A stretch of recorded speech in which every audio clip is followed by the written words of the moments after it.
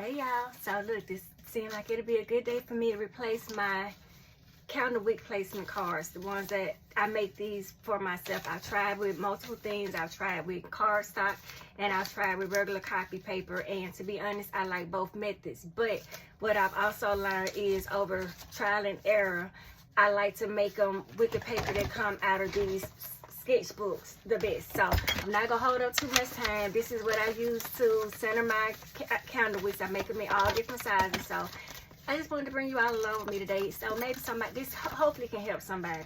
So stay tuned. And these are the 3 sizes I'm going to make. I'm going to replace them all, but I just wanted to do 3 different sizes for the camera, so I don't take up too much of anybody's time. And these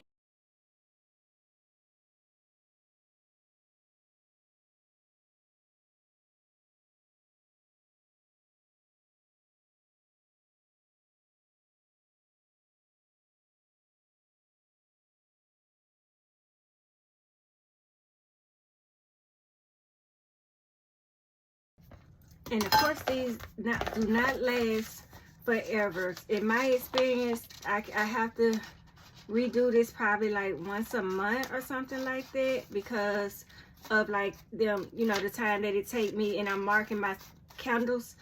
You know, sometimes they get too marked up, and it makes it a little hard for me to see what I need to do as far as placing them right. So this step, I'm still learning how to, you know, do this a little bit more perfect. But as for right now, doing it this way, it works.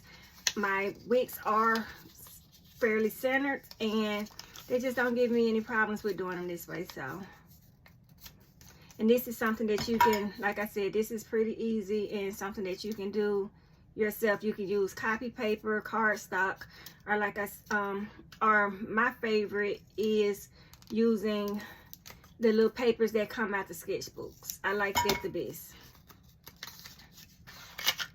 So, I don't know if you can see that or not. And this is why I like using thinner paper compared to thicker paper, because it just, on the whole, it just comes out easier this way. So at this point right here, all I do is I fold it like this. Let me see, can I? And I cut a very small part off the tip. And this is what I come up with. So doing it this way, when I get ready to wick my candles, I just stick it in there, make me a little dot or a little mark, and it's gonna be very light. And I don't know if you can see that, but it's fairly centered. We had the dot.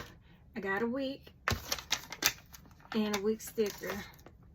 So let's see.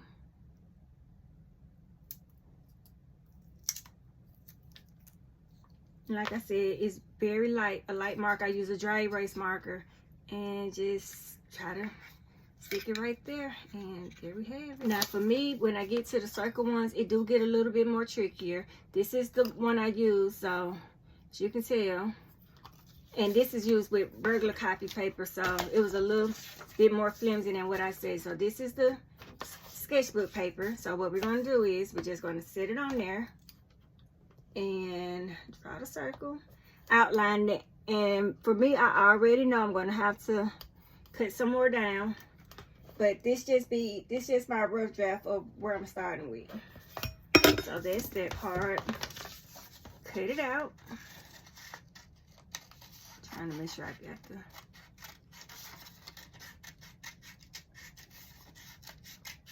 and considering the fact that I'm doing this by hand, it's not gonna be perfect. It's not gonna be as perfect as one that you would buy, but I promise it works. So that's that part. It's in there. Let me see, it's centered. Let it drop out. It's just gonna be the same thing.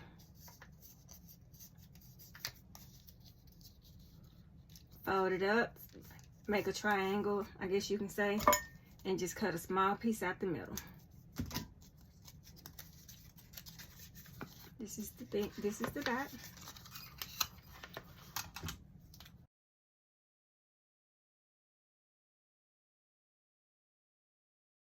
Once again,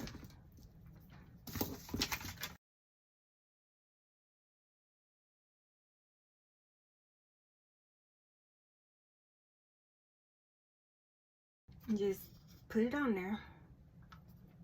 And there you have it. That's the circle one, and that's that one. And last but not least, my purple tin. So I know from experience that I can use the top instead of that. So I just trace the top. This doesn't always work with all of them. Like for this size, tracing the top doesn't work because it makes it smaller than what I need to be. But this one, it works pretty good if I can for me to trace the top. So once again, just cutting it out. And it really just depends on how good you can get those edges done. But for me, as you can tell, it's not perfect, but it definitely helped me center my wicks. It's better than me trying to eye it out. And considering the fact that I use, you know, so many different types. You see here? Like that. And as you can tell, that's not the way it needs to be, so just take it out. And I'm glad I did this in real time so that you all can see that it's not gonna be a perfect one-step deal every time. That's not how it works. Not, at least not for me.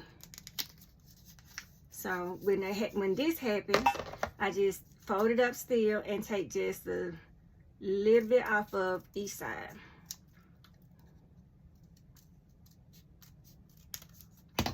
And measure it again until I do this until it gets in there the way I need it to be. And that's in there the way I need it to be. So now I can refold it, make my triangle again, cut a small piece off. And for this one, my bigger ones, they're going to pretty much always be double wick. So for this one, I do the slit in the side, at the bottom, and then I fold it over one more time. And just put like another small slit in there.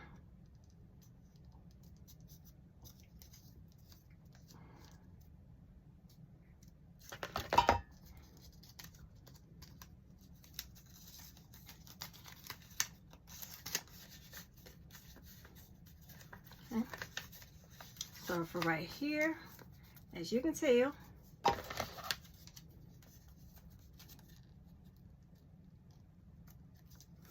see, I don't know if you can see it or not, but like really small little triangles. Hopefully you can see that second one better. Let me make this first one a little bit bigger. Okay.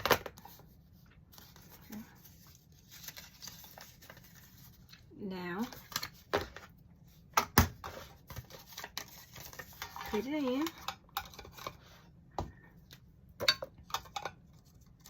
Make my dots.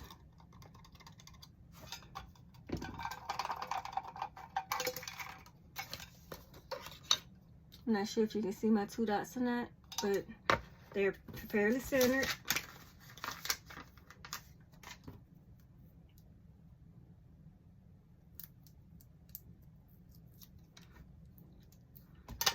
Put one on one.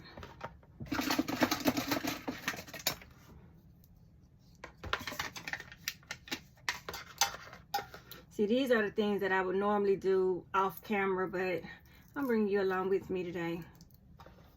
And the other one on the second dot. And that's it. Thank you.